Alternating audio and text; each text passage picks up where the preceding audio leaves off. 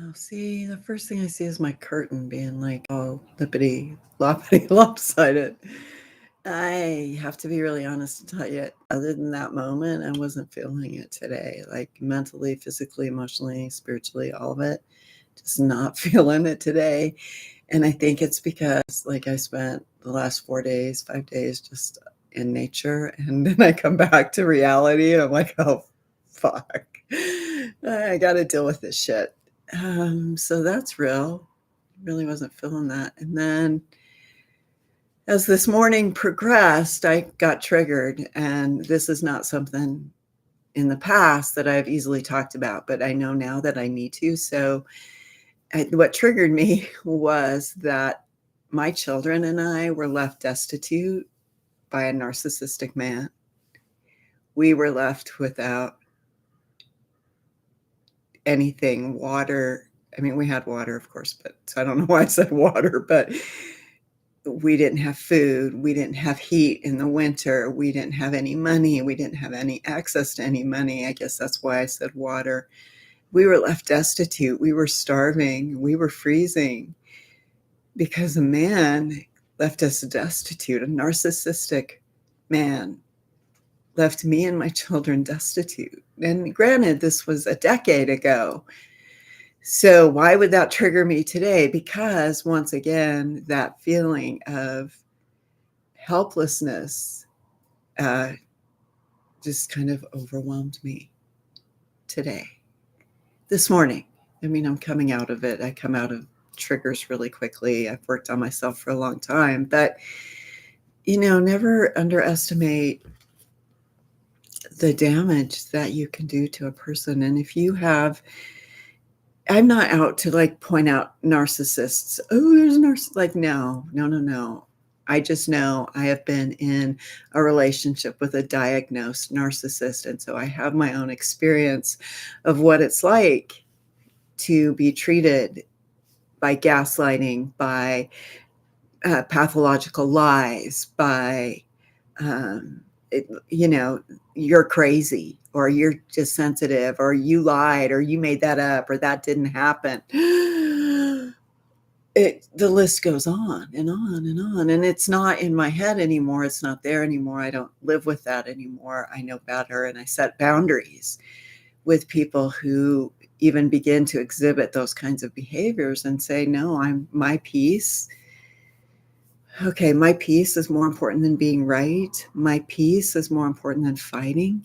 Like, no, I'm not going to fight over stuff. If we can't come to sort of reasonable, rational way of communicating, no matter what, then I'm done, because I've lived that and I'm not going to live it again. I'm not. It's weird, but that's where this took me. So,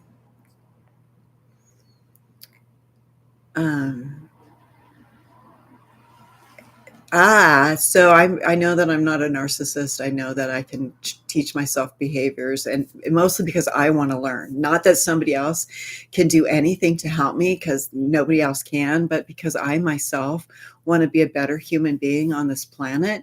I have worked on myself to identify, A, when something triggers me, B, to go to the source of, like, do a root cause analysis on yourself. They really work. Do a root cause analysis on yourself first, and then don't do it on other people, but you can do it within an organization. Anyway, so I've worked on myself. So I know those things, and I know how I want to be in the world, and I know what I want to do. So with that, then, when I say something like, I don't mourn the death of Hitler, of what's his name, who murdered women, Charles Manson, who did not get the death penalty. When I don't mourn the death of people who promoted bad things in the world, any more than I mourn the death of someone who says it's okay to mass murder children in Gaza, right? Like, I don't mourn those deaths. I mourn the deaths of people who really tried to bring good into the world and tried to bring more love into the world. I mourn those people's deaths. One of the people I've been listening to over the weekend was Wayne Dyer and his message of alignment and his message of your soul and versus your ego, and or the message of my soul versus my ego. So those are my thoughts this morning. I woke up pretty empty, and that's good. That's not a bad place to be, is being empty, because that leaves a room to be full, to be filled up. And that's coming. And I know it's coming because it always comes. It'll never not come. It always does. I'm going to leave you with that. I have not eaten today. So that could be, that could help fill me up, is to get some really nourishing food into my system, and probably like a good smoothie. And I'm looking at an email for an organization that I volunteer with, and the work that's in front of me with the Albany County Dems is extensive. I see that at this moment. They need my volunteer help, and I always want to serve, right? I always want to be of service. So I'm going to do this. I'm going to figure out the rest of my life.